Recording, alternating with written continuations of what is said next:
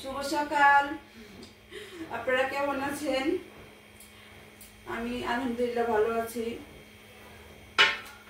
হামিদা চৌধুরী ব্লগে আপনাদের স্বাগতম।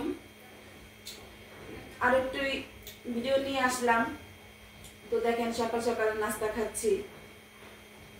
আজকে আসলে আমি আর আমার বড় ছেলে আছে, আমরা দুজন একসাথে নাস্তা খাইতেছি।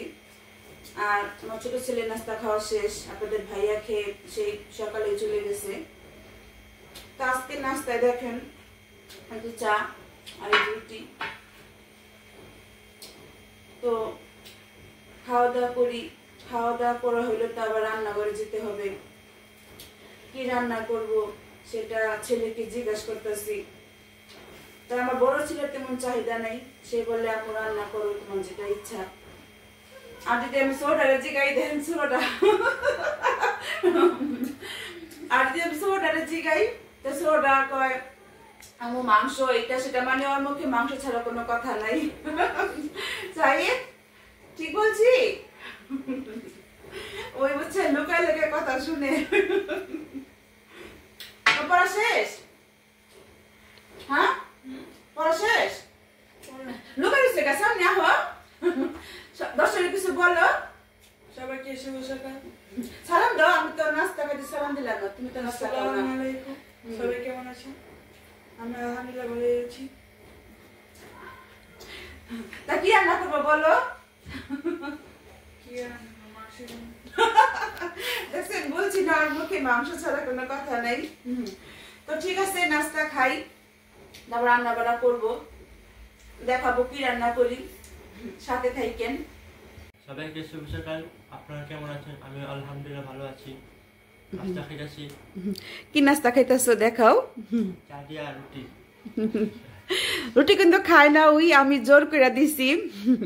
আমি রুটি বানাইছি তো বলতেছি আমিও খাই তুমিও খাও। দেখেন ওই যে সুগার রুটি নিচে সামনে, তারপরে যে এখানে এই বিস্কিট আছে, মানে ওরা রুটি খাইবার চায় না আসলে, চা দিয়া সুগার রুটি বা বিস্কিট পাউরুটি এগুলা খায়। আর পরোটা হইলে খায়। তা আমি এখন পরোটা একটু কম খাওয়ার চেষ্টা করি, আমিও কম খাই, আবার ছেলেদের একটু কম দেওয়ার চেষ্টা করি আসলে। তাই তো নাস্তা খাওয়া দাওয়া করি আমরা। কিছু বলবা? ঠিক আছে। এখানে দেখতে পাচ্ছেন সাইডে স্কুলে যাচ্ছে। এই কিছু বলো তুমি। আমি এখন স্কুল যাচ্ছি, আবার একটু পড়াশোনা টিফিন খেয়েছি। ব্যায়াম মুখু আমার আসি। হ্যাঁ যাও।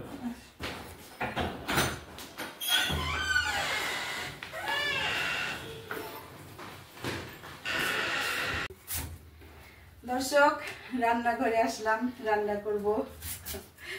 তো আমি তো বললামই আপনাদের নাস্তা খাওয়ার সময় ছেলেকে জিজ্ঞাসা করছিলাম, তো বড় ছেলে তো বললো তুমি রান্না করো, আর ছোট ছেলে বললা বললাম মাংস রান্না করো। তাই তো দেখেন মাংস নামাইছি। এটা আর কি মাথার মাংস, খাসির মাথার মাংস, ফ্রিজ থেকে নামাইছি। এখনো পরিষ্কার করা হয়নি, গরম পানি দিয়ে ধুবো আর কি। আর রান্না করব এই যে ভাজি, এখানে সবজি না সব সবজি আমি কাইটা নিছি, মানে ঘরে যা যা ছিল। আলু আছে, এখানে সিম আছে, ফুলকপি, তারপর যে গাজর, আর সাথে কাঁচা টমেটো দিছি। তো এই আজকে ভাজি। আর এই দেখেন এখানে ডাল ভাত বসাইছি, এই যে ডাল বসাইছি। ভাত হয়ে গেল রান্না, ভাতটা আমি গড় দিলাম। আর এই যে এখানে আমার পেঁয়াজ কাঁচামরিচ সব কাটাকাটি শেষ, টমেটো কাটছি আমি। এই যে মাথার মাংস টমেটো দিব। আর এখানে মাথার মাংসের জন্য এই যে গরম পানি বসাইছি। এই গরম পানি ভিতরে এখন আমি এই যে মাথার মাংসটা ঢেলে দিব। আমি আরেকদিনও বলছিলাম আপনাদের, যদি গরুর মাথার মাংস হয় বা খাসির মাথার মাংস হয়, আমি আর কি গরম পানি দিয়া সুন্দর করে আগে পরিষ্কার করি, তারপরে রান্না করি।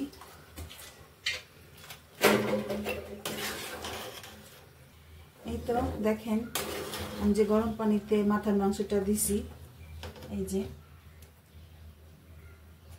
কত ময়লা পানি বের হয়েছে।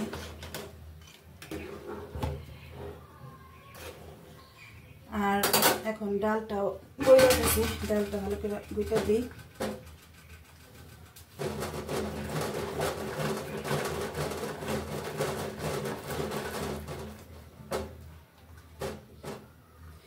আসলে মাথার মাংস যে এভাবে গরম কইরা গরম পানিতে দিয়া রান্না করতে হয়, তো সেটা আমি আসলে জানতাম না। আমার মা আমারে শিখাইছে। মা বলছে সবসময় যদি মাথার মাংস, যে মাথার মাংস রান্না করো, তখন এভাবে গরম পানি দিয়া চুলাতে তারপরে ভালো করে পরিষ্কার করে রাঁধতে হয়। অনেকে আছে আমি দেখছি মাথার মাংসটা কি বলে এইভাবে সেদ্ধ না কইরা ভালো করে পরিষ্কার না করে রান্না করে। তো আমি ওই যে মা আমার একদিনে কয়া দিছে, তারপর থেকে আমি এইভাবে রান্না করি। আর এই তো দেখেন ডাল ঘুটলে এই যে এভাবে যে এরকম টমেটোর কি বলে এটা চুলকাগুলো উঠে। এই তো আমি আলগা উঠাইয়া ফালাই দিয়ে দেখেন কতগুলো উঠাইছি। মানে ডালটা আর কি পরিষ্কার হয়, নাহলে টমেটোর এগুলা থাকলে ডালটা আর কি এগুলা ভাতে পড়লে ভালো লাগে না। দেখেন আমি এরকম ডাল ঘোটার সময় টমেটো দিলে টমেটোর ছোলকা আমি আর কি উঠায় ফেলাই দিই। দেখেন সেদ্ধ হয়ে গেছে। এখন এটা ভালো করে কাটাকাটি কইরা ধুইয়া পরিষ্কার কইরা তারপর রান্না করুন। আর আমি এই যে আমি ডালটা ঘুটা দিছি, এখন ডালটা এই যে চুলায় দিছি, ডালটা বাগার দিব।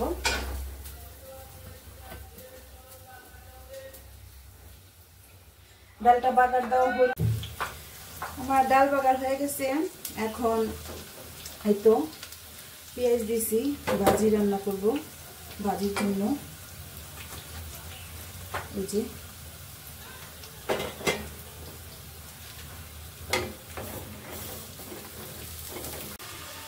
ভাজি সব ঢেলে দিলাম কড়াইতে।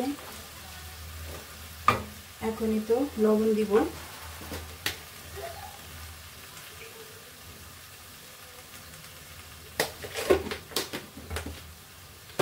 আর সাথে যে কাঁচামরিচটা আমি পরে দেই, আসলে তেলের সাথে দেই না।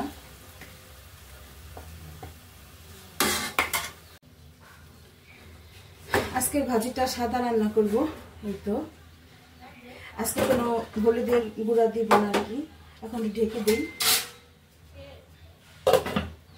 আর আমি এখন ওই যে মাথার মাংসটা পরিষ্কার করা হলো, এই যে খাসির মাথার মাংস দেখেন। আর আমি পরিষ্কার করার আগে আমি এখানে কষানি বসাইছিলাম, তো এই যে কষানি হয়েছে। এখন আমি এই যে মাথার মাংস ঢেলে দিব।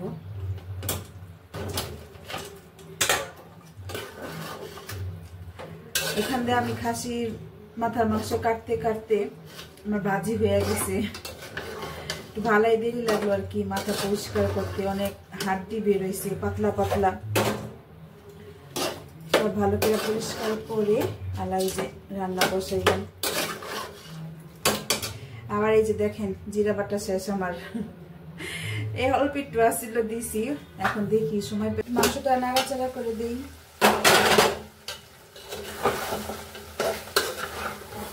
এই তো দেখেন কষানো হয়ে গেছে।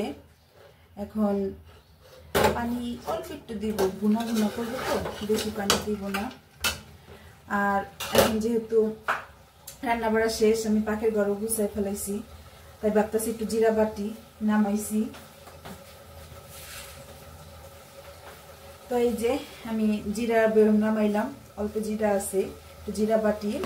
আর এই তো সাথে দেখেন মানে যে সাদা গোলমরিচ আর এই যে জয়ত্রী, একটা জয়ফল, এটুকু আমি আর কি শুধু জিরা বাটি না, জিরা বাটার সাথে আমি এইগুলো বাটি আলাদা আলাদাই, তারপরে একসাথে আমি কইরা রাইখা দিই।